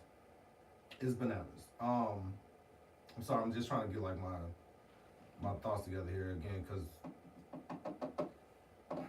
we know it's on home TJ while you do you think? get it together. I got this. So this is it's just so much bigger than what's going on like right now, right? Because the Summer Olympics are coming up in 2028 and they're taking place in LA. Yep. We've seen U.S. citizens clash with ICE in LA. We've seen citizens clash with ICE in Minnesota, plus along with the young lady that was just killed by ICE. I believe it was Renee Good. Yeah, Nicole Renee Good. Nicole Renee Good, excuse me, sorry. I know there's supposed to be some FIFA games held here in Texas. There's supposed to be some games taking place in Houston and Dallas. Yep. And I know in Dallas there's some major construction going on for those games. Not only is 47 fucking up the money, international money, but you out here snatching presidents where people no longer feel welcome to come to the quote-unquote land of the free. So, that all needs to be rectified quickly. He's obviously on a power trip, and this all needs to get settled like sooner than later, because if not, then y'all know what time it is. Like he fucking with Hispanics right now, and y'all know what time it is. Like no matter how you want to slice it, like he is gonna turn his attention to us at some point in time, and you know what I mean. Like we gotta do our due diligence and go out and go vote in these midterms, so we can go ahead and start turning the tide here. So don't feel like it's a little too we late. speak on politics, but we gotta. It's time for us to start, using our voices in the correct direction. We're not the best adults in the room, but hell, we trying to be the best adults that we can. Yeah, I will say this after I had like a moment here, because seeing what happened to Miss Good and her wife and the dog being present, that is some shit that I had to go speak to my wife about. You know what I'm saying? Just real quick, because it's, again, I'm trying to use my words carefully here. Like there are some things that we've been privy to, we've seen for a very long time, as far as like our people going what it is that we have to go through, et cetera, et cetera. But and that's just dealing with like cops and just motherfuckers being racist and people choosing to be pieces of shit, like old boy Dylan that ran up into the church and shot up the church, or whatever. The guy up in Buffalo that ran up to a grocery store and shot up a grocery store, etc. It's just to now see that other people are being targeted, and that these civilians that are just given a green light to open carry, wear masks, that we can't even prove their identity, and they can just have the right to arrest people, go on a search without a warrant, fucking kidnapping. in a sense or whatever, like hunt people down, chase them down, drag them, treat them like they're actually not civilians and shit like this. This is one of the most inhumane things I've ever seen in my life. And this is speaking from somebody who's 40 years old, who have seen police brutality, who have been a part of marches, and who have been supportive of people that have been marches, who've seen things like the Gina 6, who have seen things like or hearing stories about Martin Luther King, and hearing stories about Malcolm X, and hearing stories about Amar Bradshaw, and what's my guy name? I said Amar Bradshaw, I'm thinking about the running back. The guy that was running through his neighborhood, and then these two guys jumped out with shotguns and shit. Aubrey. Yeah. Ahmaud Arbery, or something along those lines, or whatever. Sandra Bland, and I mean, I can go on and on and on and on and on, or whatever. And right now, where we are at is seeing these people who have just the green light to do whatever the fuck they want, to just want to fuck with people just for the sake of fucking with people, killing people in broad daylight or whatever, when this woman here did absolutely nothing but wave y'all on, and y'all are able to still sit up here and make it seem as if she put this man's life in danger or whatever, and you guys are just starting off in DC and Chicago and Memphis, and now you up in Minnesota just causing fucking havoc for the better reason of what? Just because you got the green light to say like, hey yo, like white solidarity? Like that's what we're doing? That's what we're doing? They made their way down to the Carolinas too, I think. I think they're gonna be everywhere. It's just getting started. But they got rid out of the Carolinas too. that's the crazy part about this. They are just getting started with everything that they're doing, and I don't see where it is that because even with this, like, the cops can't even fucking step in and help. Yeah. I've seen one video where a lady was being chased by ICE, and this woman ran up into DoorDash. Just ran up into some lady's house or whatever, and she's trying her best to protect this lady, and she called the cops, and the cops are just like, you just gotta let her go. Ain't shit we can do about that. Like, how fucked up is that? And now you have, like, ICE has to be harassed by all of these civilians and all these neighbors, et cetera, telling people to get the fuck up out of here before they actually decide to fucking move around. You know what I'm saying?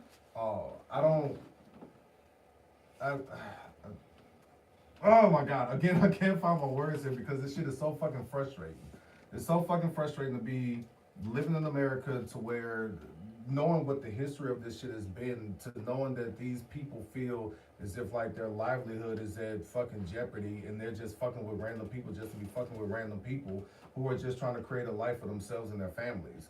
You know what I'm saying? And we all have to sit here and watch this shit like be as advertised as it is, and to be broadcasted the way that it is, and there's absolutely nothing that you can do about it. You know what I'm saying? And I'm just gonna stick here to America. I'm not even gonna touch on the shit that's going on in fucking in Gaza, in Palestine, and Israel, and all those things, because all of that shit is a completely different. It's along the same lines, but it's a completely different subject. And this fucker is just getting started with the shit that he's doing. It's frustrating. It's very frustrating, and I fucking hate it. I fucking hate it. I got a daughter. I got 3 bonus kids. I want them to all be able to walk up into this world and be able to be who they are and not be concerned about the extra shit. You know what I'm saying? Like, it's enough there where we got to raise these kids to, hey yo, you're black in America. Yeah. So please move accordingly. But now they're getting started with a whole group of people over here who are really just trying to create life or whatever, and we just know that this shit is getting started. That's some scary shit to fucking be a part of. Mm-hmm. Sorry. Nah, man, you absolutely all right, brother. I had talked to my cousin a little while back, and I really had spoke to him about what was going on, like I said, what was going on in the world, and I told him, I said, I don't want to hear anything for the next president. Because if y'all let him get away with this, and history's going to show what he has done while he was in office, what has went down, what has went on, every law he has ever broken, everything. For 47 to be doing all this now, for 48, it's gonna be a hell of a time for 48. Because let's see what he can and cannot get away with. Let's see what everybody has an uproar about next time. Because if he's doing all this now for 47, what is 48? That's scary to me. That's absolutely terrifying. Because if everybody on the side of history is going to look at this and be like, okay, well, he did this, but he wasn't that bad, or it wasn't that bad, or he didn't do all of that. Yes, he did. What's gonna happen is, my bad, boys. Yeah, go ahead. It's literally what I think we talked about this on the Christmas episode whenever we was talking about hip hop. Like they're gonna wash it to the point where it's like, oh, he wasn't that bad, like Boog just said. Like no, like we lived through this.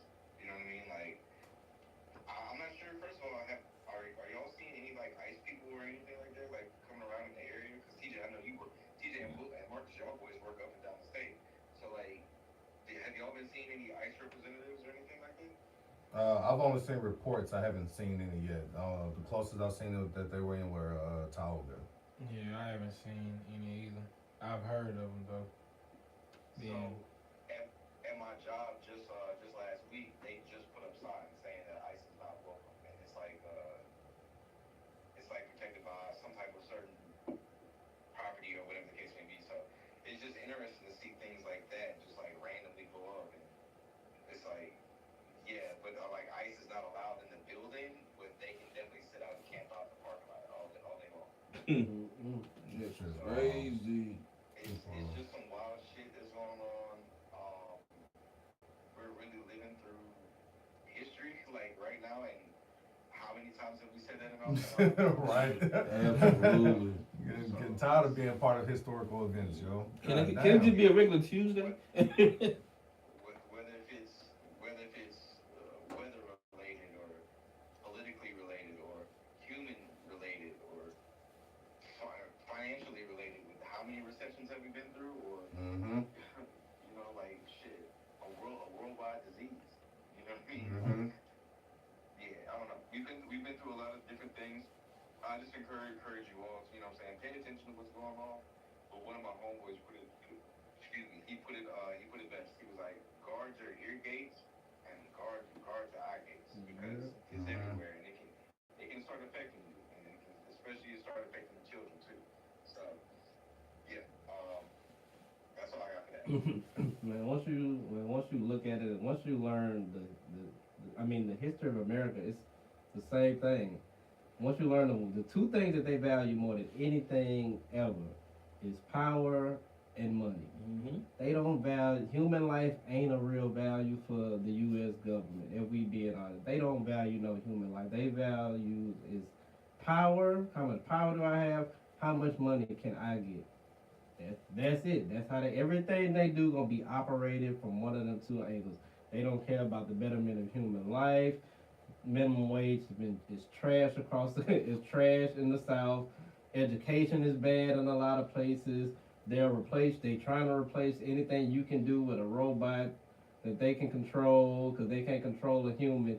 Everything anybody up top do, it got to do with having control over somebody, or control over the money or resources. Right. They took the Venezuelan man, not because he's just a president, because they got the most all over there.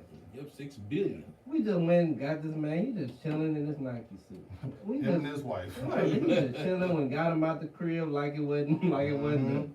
But it's so they can take something that they got that we don't have and we want it. Why? Because we can do that, because we gonna say who got y'all back. If something pop off with y'all, y'all know we got y'all. If somebody ever do something to y'all, you know who got your back, right? So since y'all know we got y'all back, we gonna need this from you. How about that? And y'all get to keep y'all whatever y'all got, whoever y'all is. That's all we do. The United States is pimps. Yep. Some gorilla pimps. Don't worry. We bullies, bro. We the big bad wolf. Nobody want to fight us for real, but we'll go start some stuff, get in some stuff, all because their value is money and power.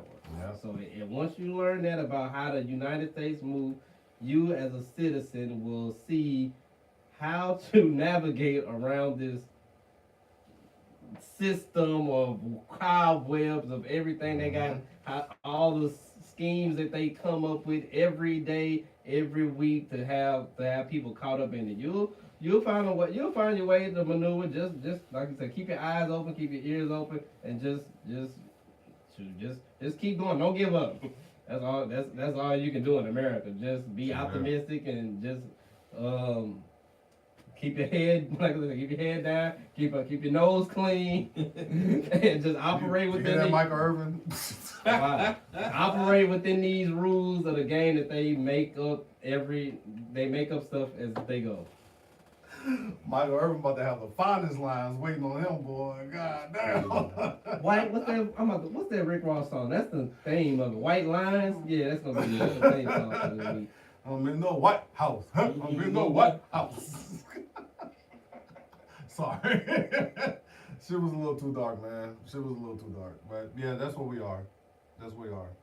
Marcus has been really quiet. I had a little bit of that crown. So it got me kind of like, just calm. I just feel like, bro, we living in a time where history low-key repeats itself a lot. This is something that we probably never been through, we never seen, but at the end of the day, I think it's gonna come down to what, as American or as U.S. citizens, what we willing to put up with, and at some point, it's got to be some action taken.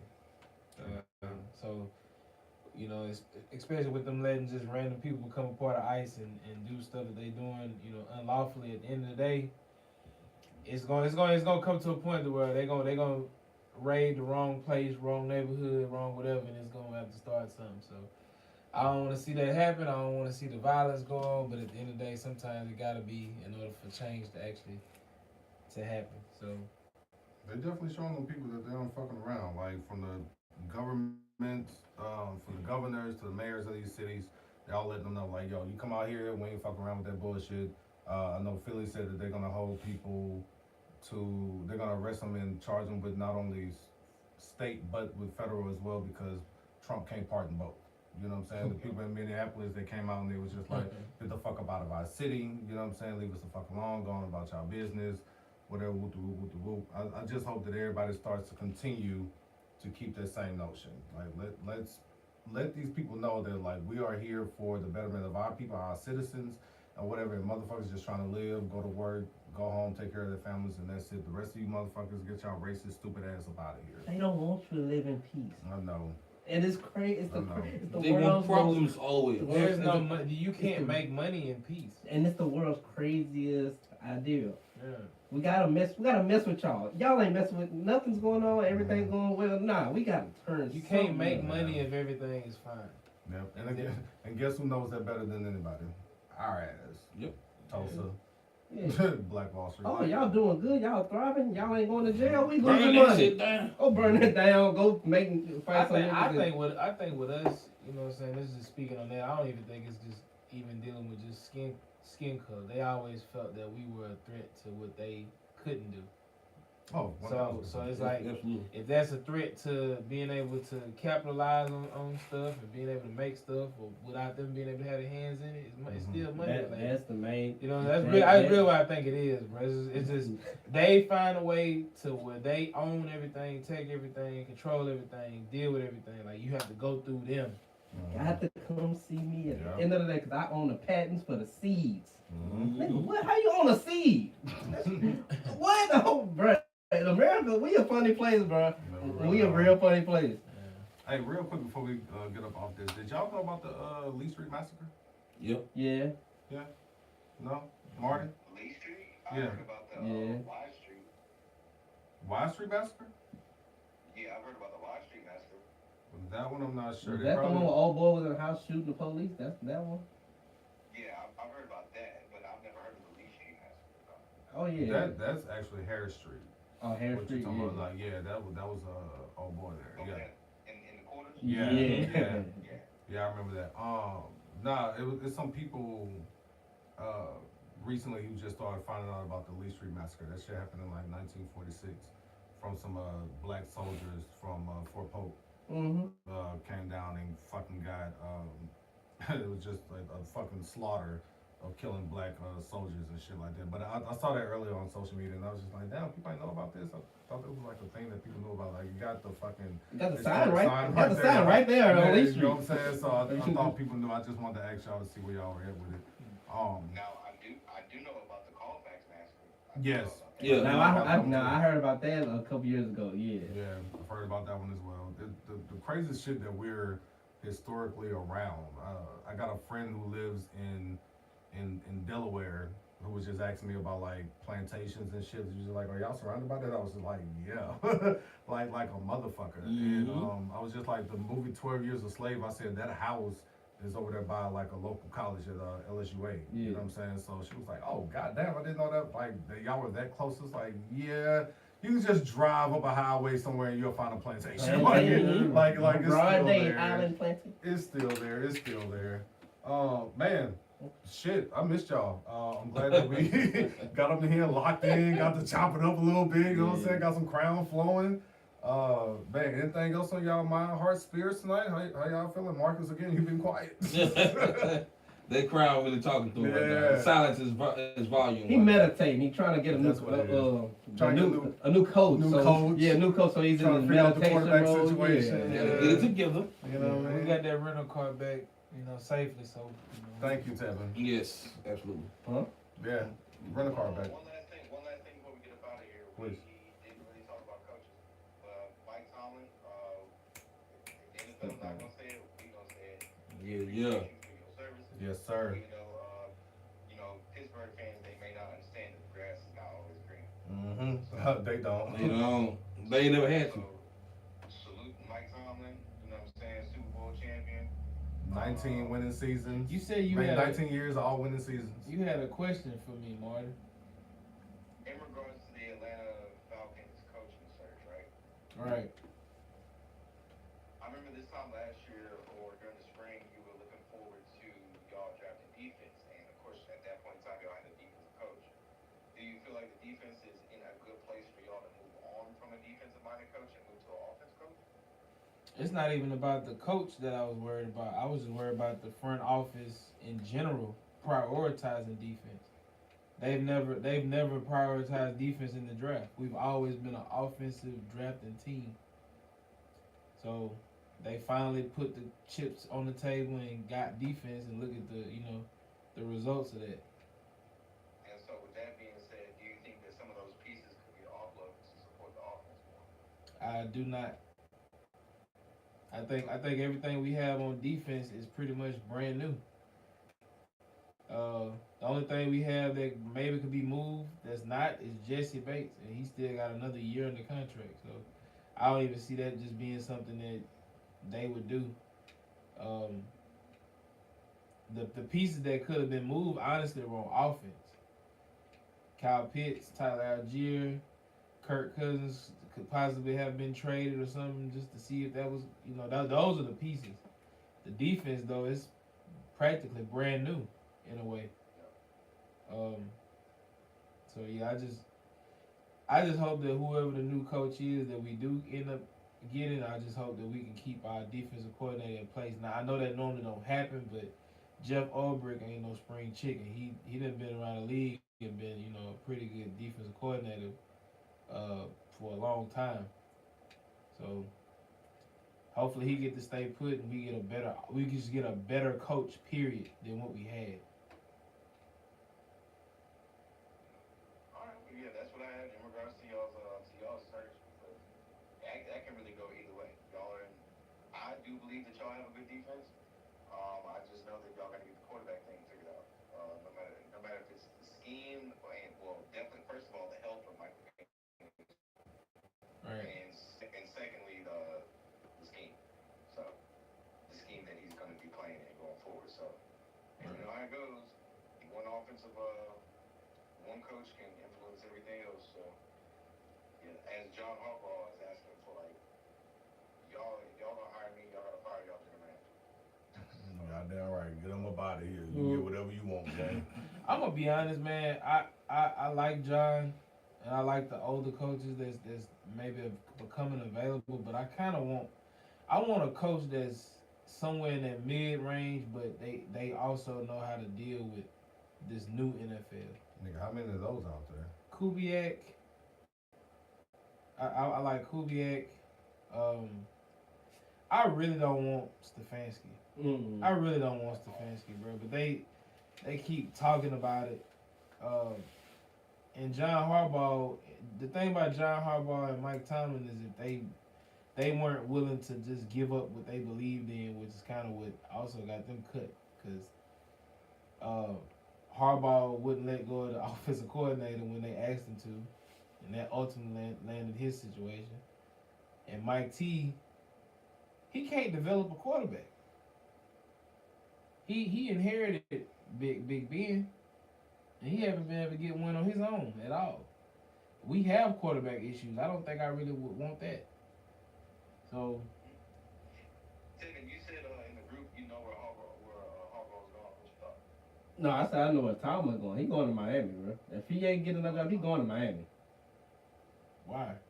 I'm going to retire. I'm sick of this. I don't want to do this no more. Go to Miami, get a bag, retire. No pressure to win the championship. They said they want somebody that can come in and get the culture right. I can do that. Okay, never mind. I shook my head too early. I'm not trying to win. I've been in the cold for 20 years. Me and my old lady finna come down here, move. No state taxes. If I win, cool. If I don't, all right, cool. Yeah, but if you go to somewhere like Atlanta or New York, the fans and would kind of want him to win. Win some games, like for real, win 9-10 games. We expecting 9-10 game. We expecting 800 to the 9-10 game Tomlin. So but nah, Miami, we ain't won nothing ever. We just want to be talked about. We want to be talked about. Yeah. We want to be relevant. I get you. Yeah, so that's what I said. That's why I think he going. I'm not mad at that. Mm-hmm. I'm not mad at that. It's crazy, but he got a point. That's all I got. Let's go ahead and wrap this up. Yes, Sirskis. Yes, Sirskis. Man, again, good episode. Good episode. Energy was flying tonight. Thank y'all. Josh Allen, go win it, bitch. You fuck ass nigga. Boy, it's crazy work. Is it? It's crazy work. I don't want it, but it is what it is. Yeah, whatever, man. All right, man. I am Call Me Leroy, man, for everybody else in the squad, bro. This is the Perspective Jaylen Podcast. Brown, MVP. Something along those lines that Tevin is saying. We are out of here. Yeah. See y'all next week. Peace. Crazy. Y'all niggas is crazy as hell, boy.